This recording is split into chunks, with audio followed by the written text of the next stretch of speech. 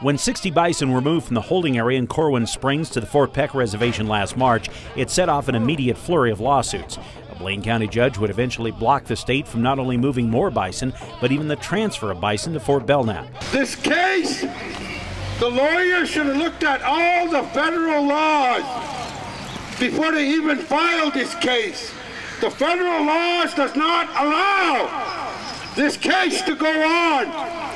But Montana Fish, Wildlife and Parks, along with defenders of wildlife and the other appellants, argue this case is not really about jurisdiction, but a question of whether the agencies and the tribes followed the rules for making the transfer.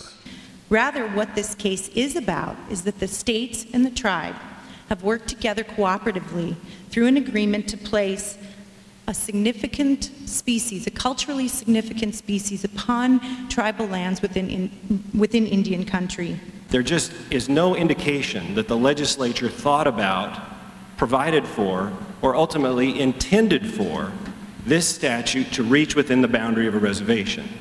Citizens for Balanced Use argue the case is one of jurisdiction, complaining FWP wasn't authorized to manage the transfer.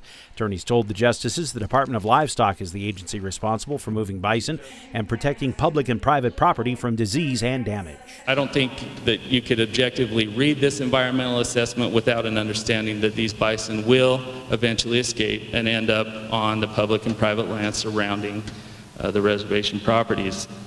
Although the tribes weren't joined or involved in this Blaine County case because of sovereign immunity, a key legal point rests on where that management authority begins and ends, and who's responsible for the bison once they're on the reservation. The court should issue a written opinion in the next few weeks. In Missoula, Dennis Bragg, MTN News.